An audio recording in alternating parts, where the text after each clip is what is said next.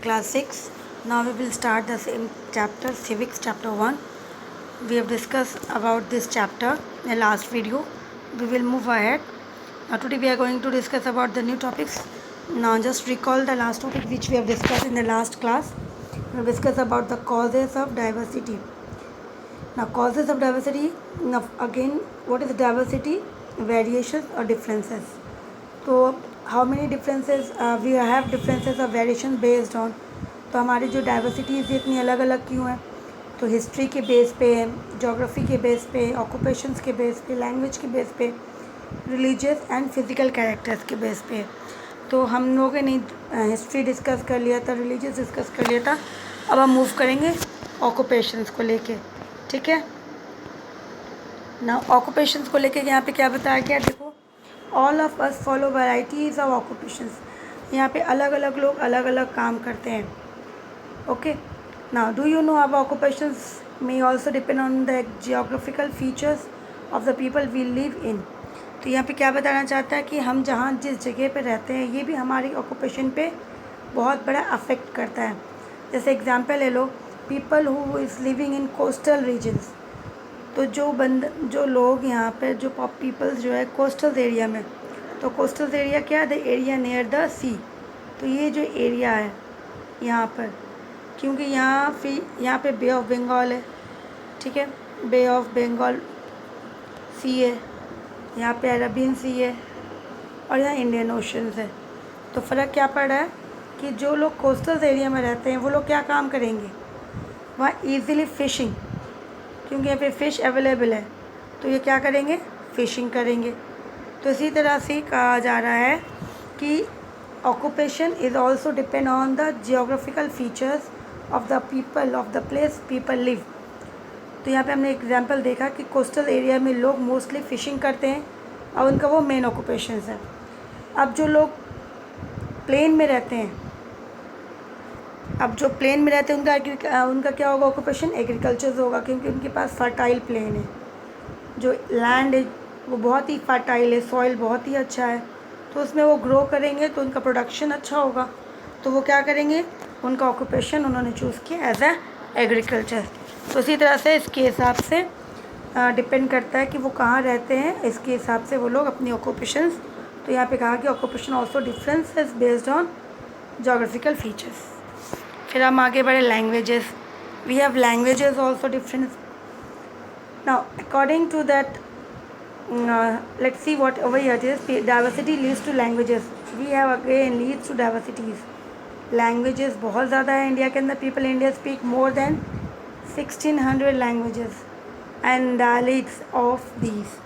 तो यहाँ पर लैंग्वेजेस जिसको हम बोथ रिटन भी करते हैं और स्पीक भी, we are speaking also. Okay, तो these two things which we are doing that is called language. उसे लैंग्वेज कहते हैं, जहाँ पे हम लिखते भी उस लैंग्वेज को और बोलते भी हैं, तो उसे हम लैंग्वेज कहते हैं। डायलेक्ट्स किसे बोलते हैं? जो सिर्फ और सिर्फ हम बोलते हैं, मतलब स्पीकिंग है, रिटन नहीं है, ओनली स्पीकिंग है, रिटन नहीं है, तो हमारा वो डायलेक्ट्स हो जाता है, ठीक है।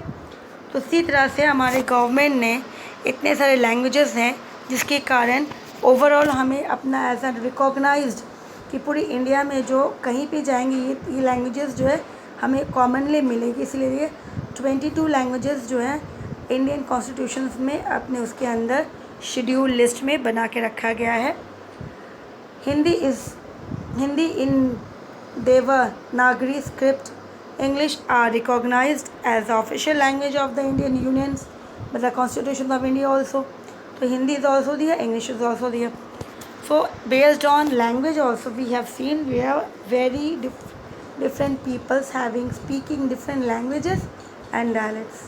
So more than 1600 peoples or 1600 languages are there and been used by people of India. तो ये था हमारा लैंग्वेज के बेस पे। अब हम रिलीजियस के बेस पे देखते हैं। We all know that we are having diverse religious. हमारे रिलीजियस बहुत ज़्यादा है, इतना ज़्यादा मतलब सोच लो कि जिसके कारण we are having diversities in India, all religious communities enjoy equal status in our society और इन द पीपल। तो यहाँ क्या कहा जा रहा है कि हमारे भले, क्या कह रहे वो, कि भले हम जो है we are having diverse in religious, but all religious जो है और कम्युनिटीज़ इंजॉय इक्वल स्टेटस, सभी को बराबर इक्वल सम्मान अधिकार दिया गया है सोसाइटी के अंदर, कोई छोटा बड़ा नहीं है, सभी बराबर है।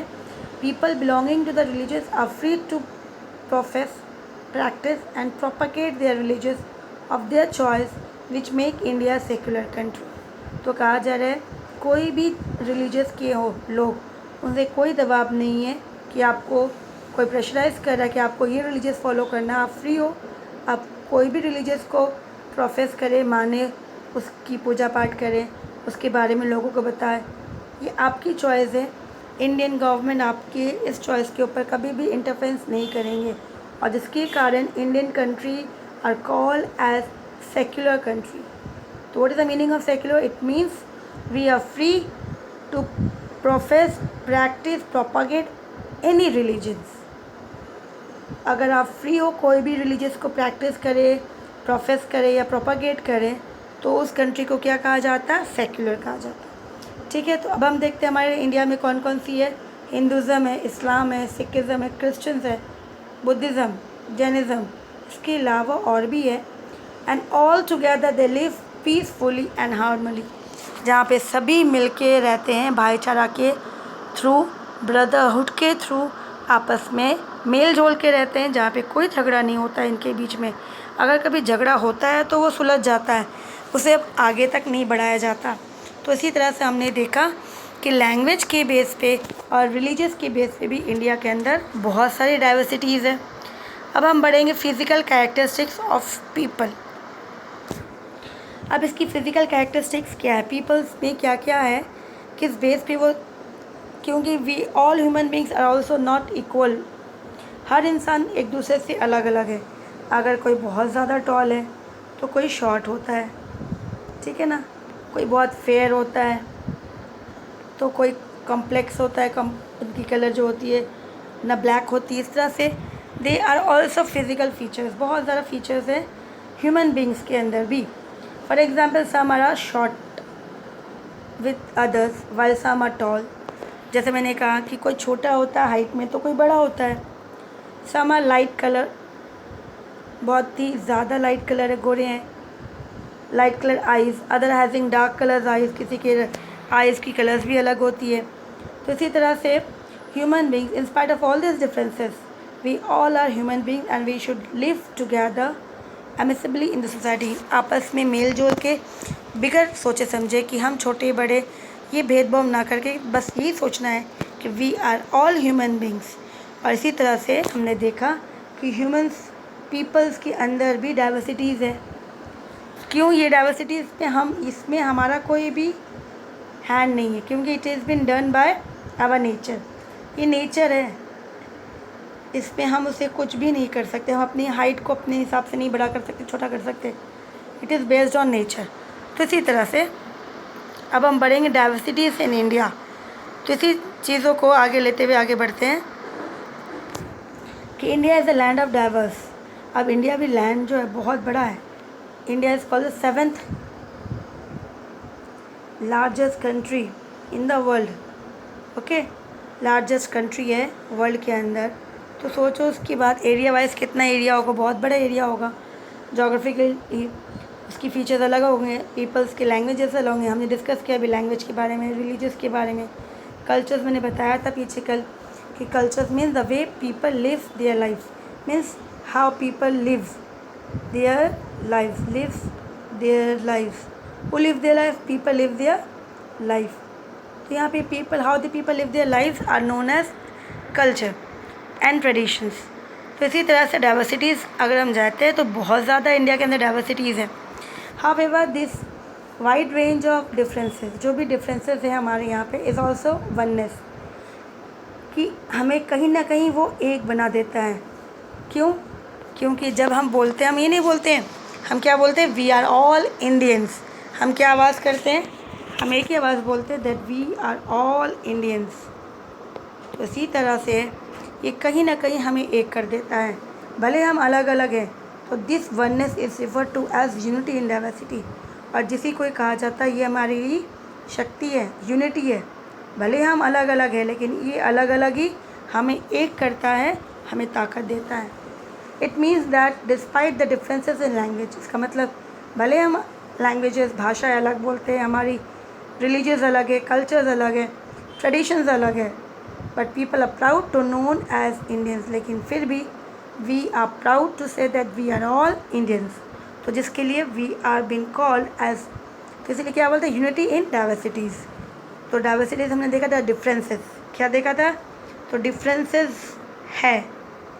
और डिफरेंसेस किस पे हैं, पॉजिटिव एस्पेक्ट्स पे हैं, कि ये हमारे लिए अच्छी बात है, हम डिफरेंट है। और डिफरेंट है फिर भी हम क्या है, एक है, यूनाइटेड है। तो इसीलिए ये अच्छी बात है। The oneness of our people is reflected in our struggles for independence from the British rules. तो हमने ये भी देखा था कि अगर हम एक नहीं होते तो हम लड़ नहीं सकते थे ब्रिटिशर्स से। हमने स्ट्रगल किया, हमने अपने देश को आज़ाद किया, किससे, ब्रिटिशर्स से। आवर नेशनल सिंबल जो है द कॉन्स्टिट्यूशन ऑफ इंडिया, जिसे कहा जाता है सुप्रीम लॉ, इसके ऊपर कोई रूल्स नहीं है। जो कॉन्स्टिट्यूशन में लिखा गया है वही हमारे लिए, पूरे देश के लिए, सभी लोगों के लिए, वो उनके लिए बहुत बड़ा, जिससे ऊपर कोई रूल्स नहीं है और इन्हीं को सभी फॉलो करते हैं। Of the land, uniform currency, हमारे देश में एक ही करेंसी है, कहीं पर भी जाओ, और पूरे इंडिया में हम कहीं पर भी घूमेंगे, we are all having one single citizenship and that is called we are Indians. इसीलिए एंड फंडामेंटल राइट्स, जो राइट्स हमें गवर्नमेंट ने दिया है, basic rights, right to vote, right to freedom of religious, right to education, right to culturals and diversities के साथ में, then right to freedom of religious, ये हो गया। तो राइट अगेंस्ट एक्सप्लॉटेशंस, ये सारे जो राइट्स है, जो बेसिक नीड्स है हमारे लिए, हमारे गवर्नमेंट ने हमें दिया। तो इसी तरह से ये हो गया हमारा डाइवर्सिटीज़। अब हम आएंगे how diversity enrich our life, कि ये डाइवर्सिटीज़ जो है अलग अलग है लेकिन फिर भी हमारे लाइफ को बहुत ज़्यादा, that is make us very rich with that it adds different colours. जैसे अगर सोच लो रेनबो हम देखते हैं तो उसमें कितने सारे कलर्स होते हैं, इट लुक्स वेरी गुड। तो इसी तरह से ये डाइवर्सिटीज़ हमें क्या करती है, हमें लाइफ को क्या करती है, इनरिच करती, बहुत ज़्यादा वैल्यूबल बनाती है, बहुत ज़्यादा रिच कर देती है।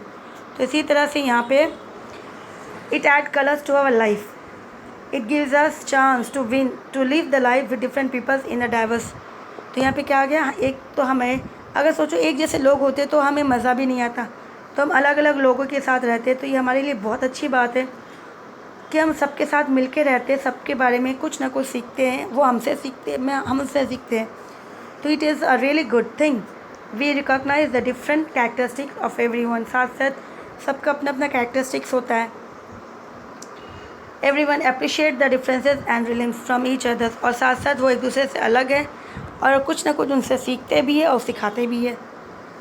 Cultures, ideologies, traditions, it teaches us to be tolerant of opinion. साथ साथ हमें ये सिखाया भी जाता है कि हमें एक दूसरों की ओपिनियंस को वो क्या बोलते हैं, उनके विचार क्या है, वो हमें सुनना चाहिए, उन्हें एक्सेप्ट करना चाहिए, टॉलरेट करना चाहिए, ना कि उनको बोल के कि नहीं आपका अच्छा नहीं, आप चुप रहो, बैठ जाओ। And believe of peoples around us, और उनकी बातों पे विश्वास करना चाहिए। ये चीज़ें हमें सिखाता है। तो ये हमें क्या करता है, इनरिच, जिससे हमारी लाइफ जो है और अच्छी हो जाती है बहुत ज़्यादा। तो इसी तरह से ये चीज़ें हैं जो डाइवर्सिटीज़ को और अच्छा करता है। अब यहाँ पे देखो, यहाँ एक डू यू नो में अगर हम जाते हैं तो डू यू नो में कुछ यहाँ पे लिखा गया है, किसने लिखा है यहाँ पे, that is the term unity in diversity was first talked about by Jawaharlal Nehru. तो सबसे पहले ये कहा गया, ये वर्ड जो यूज़ था, ये इसके बारे में चर्चा किसने की थी, Jawaharlal Nehru, our first prime minister, PM है ना, फर्स्ट प्राइम मिनिस्टर। इन्होंने एक बुक लिखी थी, उस बुक का नाम था द डिस्कवरी ऑफ इंडिया। ये बुक लिखी गई, अगर आपको कभी पढ़ने की इच्छा हो तो ये पढ़ सकते हो। इन्होंने इंडिया के बारे में बहुत अच्छी चीज़ें लिखी है इसमें, बुक्स के थ्रू। तो इस बुक्स में ही इन्होंने इसके बारे में बताया कि डाइवर्सिटी, यूनिटी, एकता में ही बल है, क्योंकि हम अलग हैं लेकिन फिर भी हमारे अंदर एकता है जिसमें हमें शक्ति देती है। तो इस चीज़ों के बारे में यहाँ डिस्कस किया गया है। अब यहाँ पे एक बार केस स्टडीज़ देख लेते हैं। केस स्टडीज़ में क्या लिखा गया है कि let us talk about the example of Ladakh and Kerala to see how diversity flourish in India, कि किस तरह से लद्दाख और केरल के बारे में डिस्कस करते हैं। ठीक है, तो यहाँ पे क्या बता रहा है, Ladakh is a union territory. तो लद्दाख अभी जो फ़िलहाल रिसेंटली हमारे देश ने, हमारे गवर्नमेंट ने इसे यूनियन टेरिटरी के रूप में नाम दिया गया, इसको चेंज कर दिया। पहले स्टेट में आता था, अभी यूनियन टेरिटरीज हो गया। तो कहा जा रहा क्या, इट इज़ कैटर्स बस कैंटी रेनफॉल। तो ये जो यूनियन टेरिटरी है, ठीक है, ये इस जगह बारिश बहुत कम होती है, स्कैंटी कम होती है बारिश, नो वेजिटेशंस, क्योंकि इतनी सर्दी है। ये पूरा का पूरा इसे कोल्ड डेजर्ट, आपको पता है डेजर्ट होता है जहाँ पे गर्म होती है, ये एक डेजर्ट है जो कोल्ड डेजर्ट है। ये कोल्ड डेजर्ट के नाम से कहा जाता है लद्दाख। क्यों? क्योंकि ये पूरी सर्दियों, मतलब ये गर्मी में आप जाओगे तो भी आपको वहाँ पे बर्फ़ दिखेगी, सर्दी से सब कुछ। तो इसी तरह से वेजिटेशन जो होती है बहुत कम होती है, पानी की कमी होती है, सर्दियों में तो बहुत मुश्किल हो जाती है, पानी जो है वो बर्फ़ बन जाता है। It is also called a cold desert. यहाँ पे देखो बता भी दिया। In the previous chapter, in the previous time it gain is fame being the best trade routes and link with the famous Silk Route. Ancient time में अगर हम जाते हैं तो ये लद्दाख जो है, यहाँ ये जो रास्ता है माउंटेन्स से बीच में से जो निकला है, ये रास्ता कनेक्ट करता है चाइना से, और जो सिल्क रूट चाइना से इंडिया में आया था, ठीक है, तो इसे सिल्क रूट के नाम से भी कहा जाता था, क्योंकि उस रूट से सिल्क आता था, तो इसलिए इसको सिल्क रूट से नाम दिया गया था। तो इतना फेमस, वो एंशिएंट टाइम से ये फेमस था। कारावास ट्रैवल थ्रू इट, और वो जो लोग भी आते थे इंडिया में उस रास्ते से, उस पासेज से, पहाड़ों के बीच में से, वो अकेला नहीं आता था, ग्रुप आते थे हमेशा साथ में, कैरी टेक्सटाइल, साथ में अपने कपड़े बना के, जो भी कपड़े सिल्क के कपड़े लेके आते थे, इंडिया से स्पाइसेस ले जाते थे, रॉ सिल्क एंड कारपेट्स, ये सारा चीज़ है। So it is also the home of both Buddhist. यहाँ पे जो रिलीजियस है, लोग किसे मानते हैं, मेनली वो फॉलो करते हैं बुद्धिस्ट को, और मुस्लिम्स यहाँ पे हैं। ये दो रिलीजन ज़्यादा है यहाँ पे। द मेन ऑक्यूपेशन क्या है यहाँ पे, लोग जो है एनिमल्स को रखते हैं, लाइफ स्टॉक रेयरिंग, मतलब वो जानवरों को पालते हैं जो जानवर उस सर्दियों में रह सके, सर्वाइव कर सकते हैं। जैसे याक है, गोट होती है, बहुत बड़ी अलग किस्म की होती है, उसकी स्किन बहुत बड़ी, लंबे लंबे बाल होते हैं, which provide peoples with pashmina wool. तो उस शिप से है, जो मैंने जैसे बताया, उसकी स्किन, उसकी जो हेयर होती है वह बहुत बड़ी बड़ी होती है, तो उससे पश्मीना, उसको कट करते हैं तो उससे पश्मीना जो है, उसको पश्मीना बोलते हैं, वुल। और उससे वुल, जो हम सर्दियों में वुल कपड़ा यूज़ करते हैं, वुलन कपड़े यूज़ करते हैं, तो प्योर पश्मीना के जो कपड़े होते हैं वो बहुत सॉफ्ट और बहुत हल्के होते हैं, और बहुत कम जगह में वो, उसको हम लोग जैसे हम चाहे तो स्टोर करके रख सकते हैं। तो ये उनसे बनी होती है, वो गोट की जो हेयर होती है उनसे बनी होती है। ये उसके लिए, ताकि उनका एक एक्स्ट्रा बिजनेस हो गया। दूसरा मीट और मिल्क प्रोडक्ट, ये उनके लिए, जिससे वो क्या बनाएंगे, चीज़ एंड बटर। तो इससे उनको एक एक्स्ट्रा इनकम मिल जाता है। तो ये उनका लाइफस्टाइल है।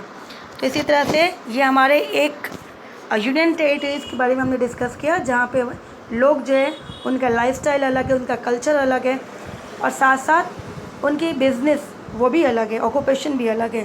तो ये वन ऑफ द डाइवर्सिटीज़ हमारे इंडिया का एक छोटा सा यूनियन टेरिटरी, उसमें लोग अलग अलग काम करते हैं, तो इससे हमें रिफ्लेक्ट मिलता है कि वहाँ की डाइवर्सिटी कैसी है। तो हमने यहाँ तक ही आज करना है, नेक्स्ट वीडियो में इसके आगे हम जाएंगे। Till then take care.